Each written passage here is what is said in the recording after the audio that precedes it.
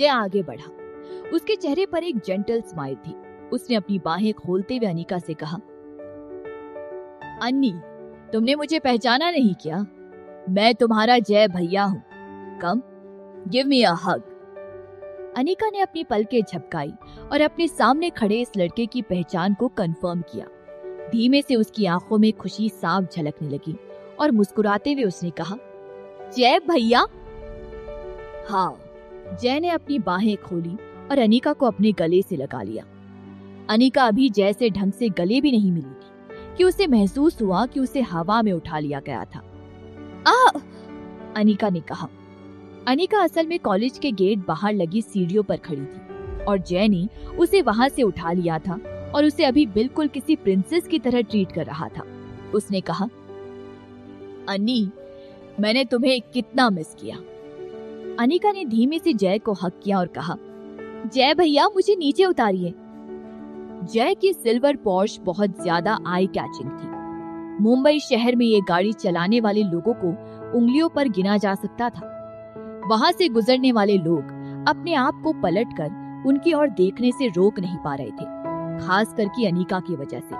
अनिका का चेहरा लगभग हर कोई जानता था। वो खुलेआम एक लड़के को सड़क पर हक कर रही थी, जिससे काफी लोगों का ध्यान उनकी ओर जा रहा था।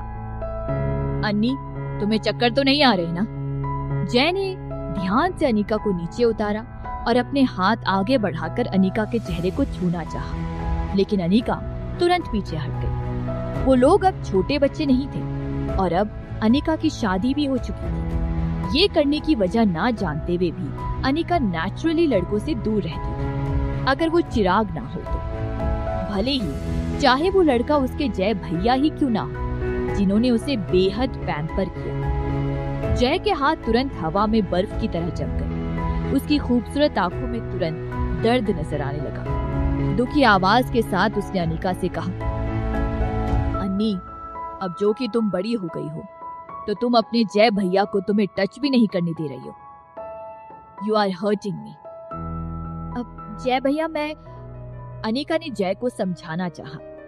उसी समय वहां से गुजर रहे लोगों ने जय को पहचान लिया। उन लोगों में से कुछ लड़कियों ने एक्साइटमेंट में चिल्लाते हुए कहा, ओह माय गॉड, देखो, ये जय मेहरा है। जय वही खड़ा रहा। उसकी अट्रैक्टिव नजरें वहां खड़ी भीड़ को परखने लगी। उसने अपना एक हाथ अनिका के कंधे पर रखा और वहां प्राउडली खड़े हुए अपना हाथ हिलाकर सबसे कहने लगा, हाय एवरीवन। कॉलेज की लड़कियां तो फिल्म स्टार, फेमस पर्सनालिटी या हैंडसम लड़कों के पीछे तो पागल होती ही हैं। वो लड़कियां भी जय पर लट्टू हो गई और आपस में एक दूसरे से कहने लगी, वाओ, आज मुझे मेरे बचपन का प्यार फिर से मिल गया। देखो ना, जय और भी ज्यादा हैंडसम हो गया है। ओह गॉड, समबडी सेव मी। सही कहा यार, ये जय तो 3 साल पहले गायब हो गया था। तब मैं बहुत अपसेट थी उसके जाने पर, लेकिन अब उसे देखकर लगता है कि मुंबई की जान वापस आ गई है। मुंबई शहर में किसी फिल्म सेलिब्रिटी से भी ज्यादा फेमस था ये जय मेहरा। उसे मुंबई का प्रिंस कहा जाता था। कॉलेज में वो हमेशा टॉप करता था और कई स्पोर्ट्स में उसका कोई हाथ नहीं पकड़ सकता था। नेचुरली ही वो बहुत ज्यादा हैंडसम और अट्रैक्टिव था और अपने चार्म से वो किसी भी लड़की को अपना सकता था। मुझे नहीं लगा था कि इतने साल बाद भी मैं इतना पॉपुलर रहूंगा। जय ने अनिका के कंधे को पिंच करते हुए कहा। वो हल्का सा मुस्कुराया और उसने कहा, अन्नी, तुम जेलस मत फील करो। हालांकि मैं सबके लिए उनका प्रिंस चार्मिंग जय मेहरा हूँ, लेकिन मैं तुम्हारे लिए हमेशा तुम्हारा जय भैया रहूंगा। अनिका को गुदगुदी होने लगी। उसने जय की ओर देखते हुए कहा, जय भैया, आप अभी भी कितना फेंकते हो? मैं सिर्फ तुम्हारे सामने इतना फेंकता हूँ। जय ने अनिका को कसकर गले लगाते हुए उसके गाल पर किस करते हुए कहा। उसने अपनी ओर से अनिका को हक करने में ताकत लगाई, जिस वजह से अनिका को पीछे हटने का समय नहीं मिला और वो अनिका को किस कर पाया। अनिका अचानक से बर्फ की तरह जम गई और उसकी इस हरकत ने तुरंत अनिका के सामने उनके अतीत के सबसे शर्मनाक हादसे को उसके सामने लाकर खड़ा कर दिया। हालांकि उस हादसे का कोई पुख्ता सबूत नहीं था, लेकिन अनिका फिर भी अपने दिल में इस हादसे को लेकर बहुत कॉन्शियस महसूस करती थी। अनिका को गाल पर किस करते हुए देखने के बाद वहां खड़ी सारी लड़कियां शॉक में थी और उनके चीखने की आवाज पीछे से सुनाई दे रही थी। वहां खड़ा हर इंसान बहुत एक्साइटेड था। अनिका ने अपने हाथ से जय को खुद से दूर कर दिया।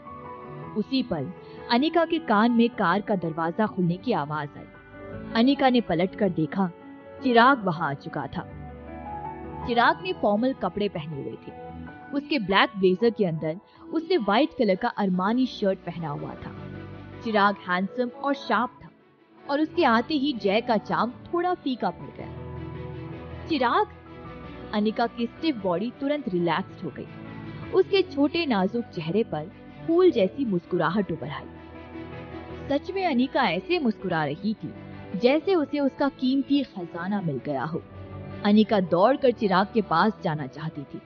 उसने मुश्किल से एक कदम आगे ही बढ़ाया था कि उसने महसूस किया जय का हाथ अभी भी उसके कंधे पर था। वो आगे नहीं बढ़ पा रही थी। तब जाकर उसे लगा कि ये सिचुएशन और भी ज्यादा अजीब बन गई थी। उसे कोई अंदाजा नहीं था कि चिराग ने जय को अनिका के गाल पर किस करते हुए देखा था या नहीं। क्या चिराग को इससे बुरा लगेगा? जय ने अनिका को जाने दिया और चिराग अनिका के पास आया। चिराग, तुम आ गए। अनिका ने अपना हाथ आगे बढ़ाकर चिराग के हाथ में दे दिया। ये एक लड़की का टिपिकल तरीका था किसी लड़के से फ्लर्ट करने का, और अनिका ये अक्सर किया करती थी, जो कि बहुत प्यारा था। वो चिराग के बगल में जाकर खड़ी हो गई और जय की ओर देखते हुए कहने लगी, चिराग, ये जय है, जय भैया। चिराग की गहरी आंखों में परेशानी या नाराजगी की कोई झलक नजर नहीं आई। उसके पतले होठों पर जल्द ही हंसी उभर आई और उसने कहा, हो तो आप है मिस्टर जय। I have heard so much about you. जय के चेहरे के एक्सप्रेशंस भी चेंज नहीं हुए। मुस्कुराते हुए उसने कहा, I don't dare to accept that honor.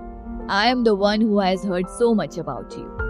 Mr. Kapoor, मैंने सुना है कि अन्नी आपके साथ रिलेशनशिप में है। भाई होने के नाते मेरे अप्रूवल के बिना भी ये मैं कह सकता हूँ कि अन्नी का टेस्ट काफी अच्छा है।